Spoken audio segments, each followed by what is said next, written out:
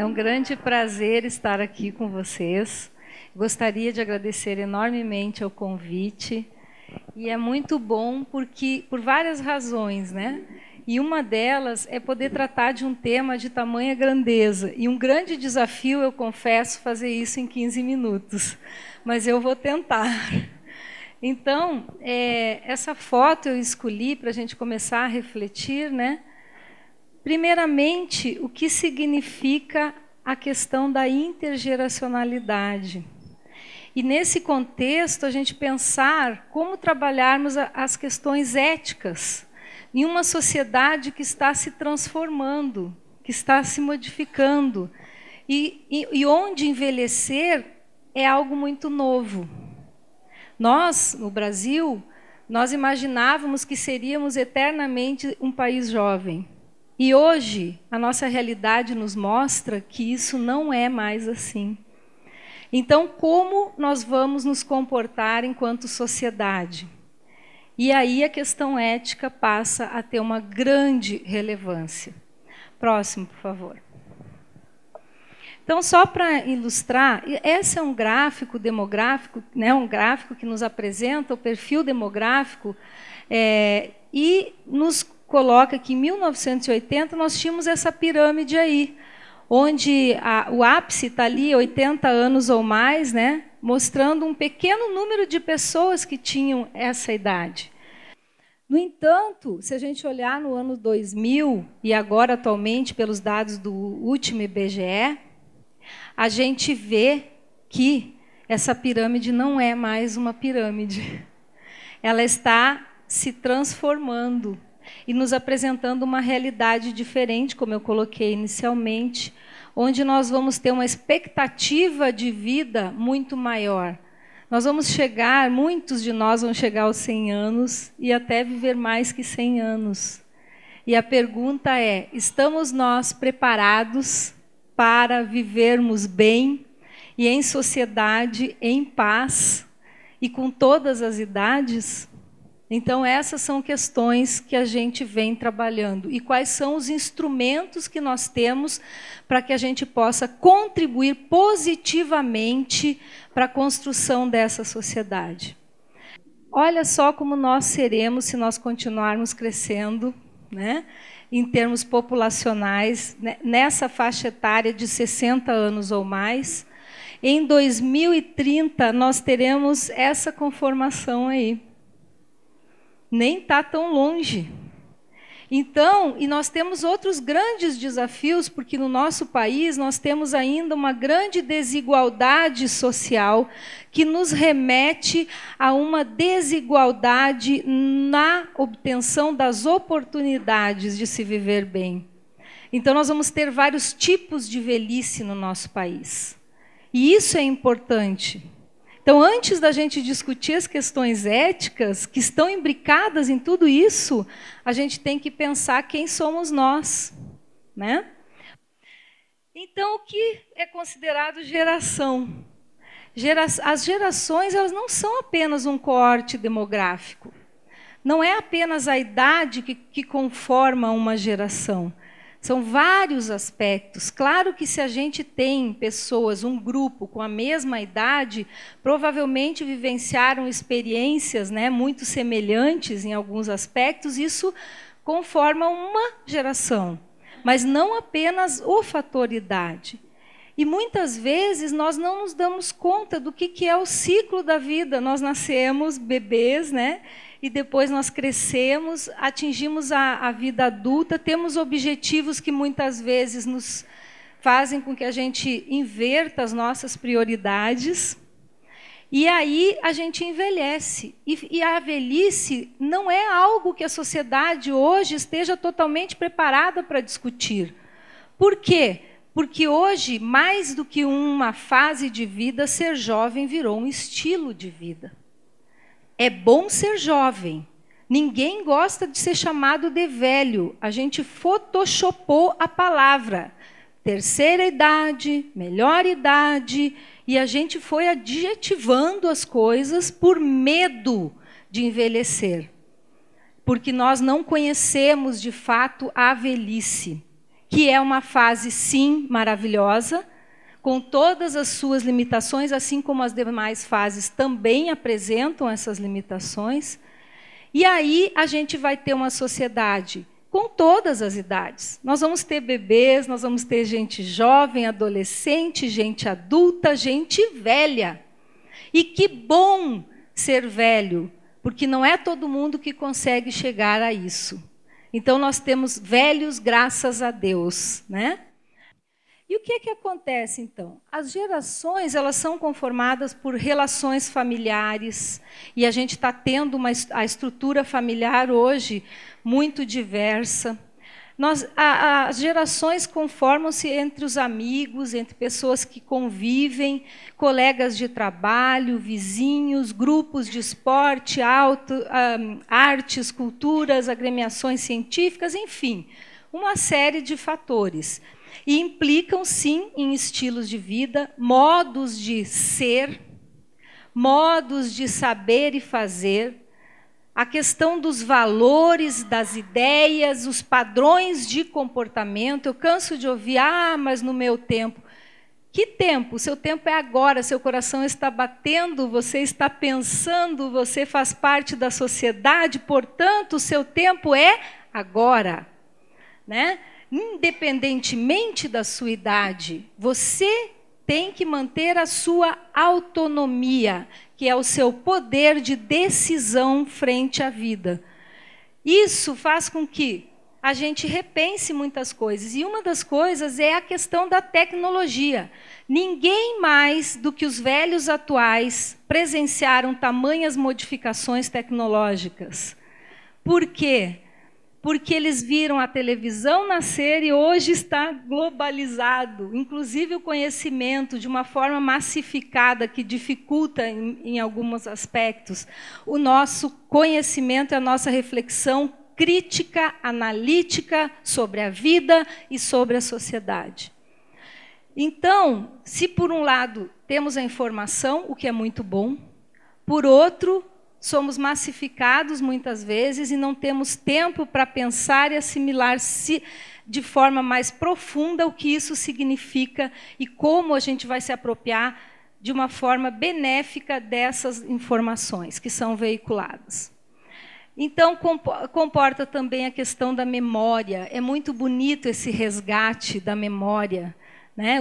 O sujeito ele não nasce hoje, ele tem uma vivência. Então, quando ele tem essa vivência, essa memória, ela deve ser respeitada e valorizada por nós e pela sociedade.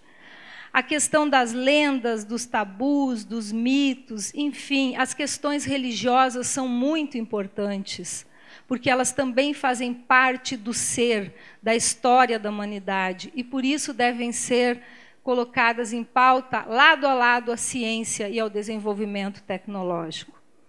Então, a intergeracionalidade, se gerações são tudo isso, e tudo isso tem que estar na nossa discussão, no nosso pensar, a intergeracionalidade vem sendo colocada já há algum tempo como um conceito que se vive, que se aplica à vida cotidiana, é uma forma de aproximação entre as gerações, para que a gente possa melhor compreender e buscar solidariamente soluções aos problemas que envolvem todas as faixas etárias. Então, eu fico muito triste quando eu vejo alguns autores colocar no livro que o envelhecimento é um problema social. Não é um problema, é uma conquista. É uma conquista, talvez a maior conquista que a medicina conseguiu até hoje. É nós vivermos muito, vivermos mais e vivermos melhor. Então, essas são questões que a gente tem que rever. O agir comunicativo é o pano de fundo para tudo isso, por isso eu acredito no diálogo. Eu acho que o diálogo é uma questão que também envolve a intergeracionalidade e a ética no desenvolvimento das relações humanas, né? E aí a gente pode muito bem conviver, sim, viver juntos, criar vínculos afetivos independentemente da nossa idade. O que é ética e como se conforma a ética entre as gerações? se a gente já está vivendo esse momento onde nós temos, muitas vezes, na mesma família ou na mesma estrutura, né, várias gerações, não são mais uma ou duas, são várias gerações convivendo.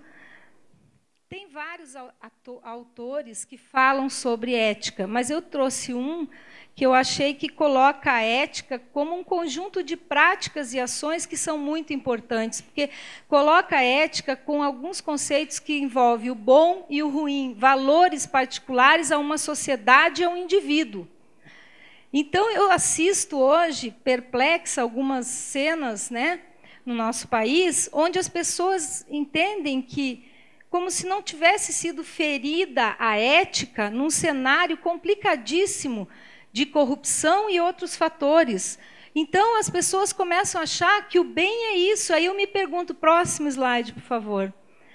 O que é moral, o que é ética, o que é o bem e o que é o mal para a nossa sociedade? E a ética e a moral, elas caminham juntas, na verdade, né? Mas tem uma diferença conceitual. A moral vem do latim, mos, mores, e significa conformidade com os padrões de comportamentos aceito por uma sociedade em uma determinada época. Isso define moral.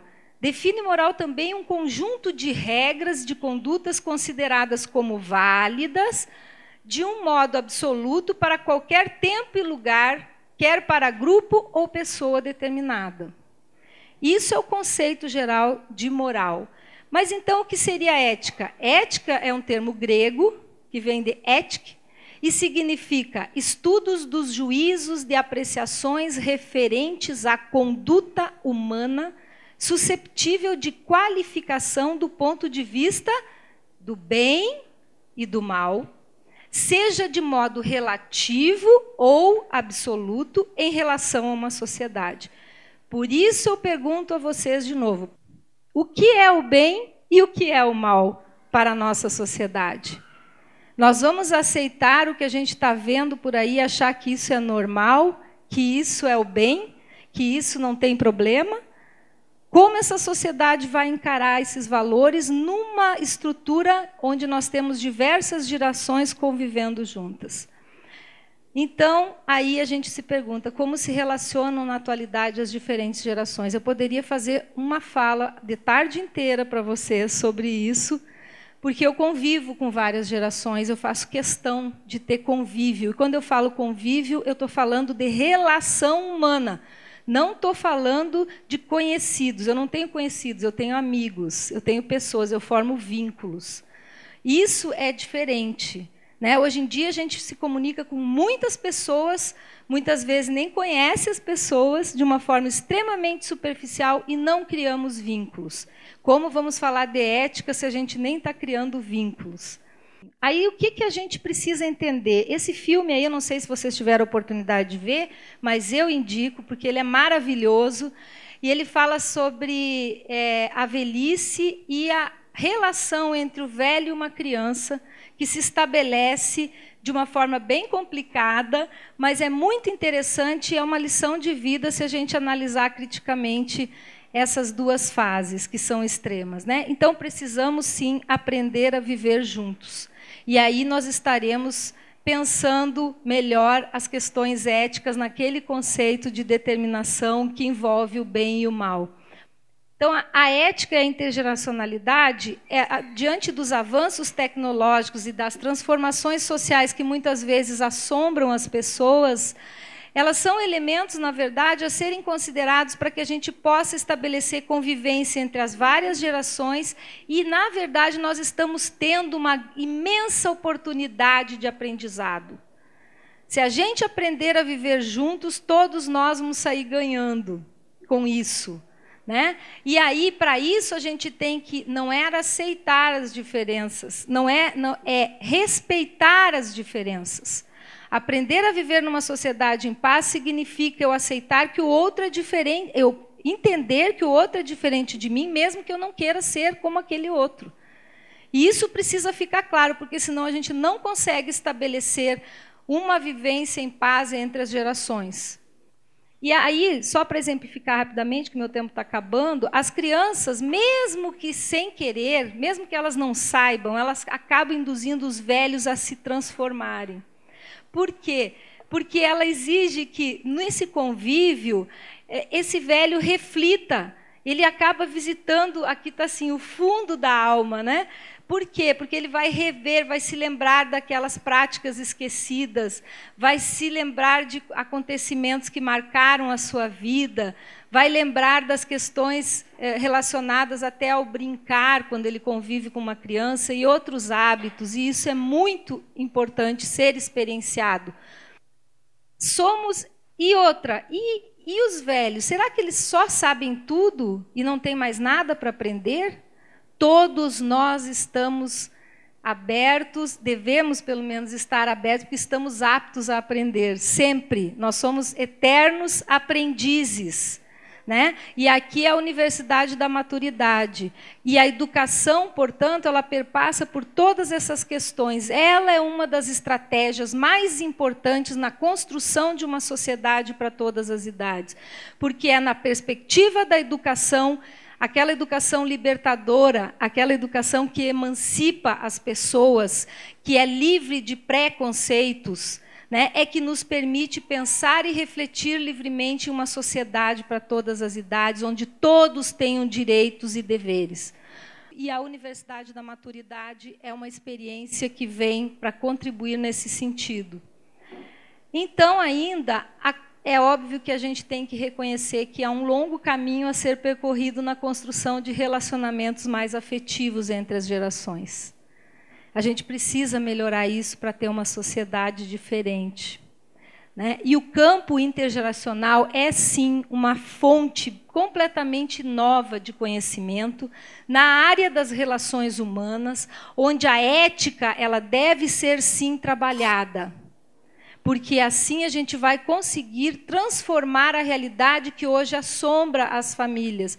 São os velhos reclamando que os netos só dizem oi, vô, tchau, vô, quando cumprimentam. São os filhos reclamando, os esposos reclamando das esposas. São as gerações tendo conflitos importantes com os adolescentes, rechaçando muitas vezes, dizendo na minha época não era assim, isso é um absurdo, é só crítica, e as famílias ficam em guerra quando isso acontece.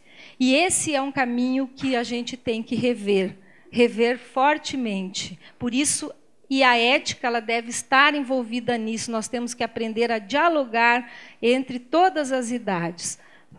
E para finalizar, eu vou usar Fernando Pessoa, vou pedir licença a ele, né, para deixar uma mensagem para a gente pensar um pouquinho nesse tema, que diz o seguinte: é fácil trocar as palavras, difícil é interpretar os silêncios. É fácil caminhar lado a lado, difícil é saber como se encontrar. É fácil beijar o rosto, difícil é chegar ao coração. Muito obrigado.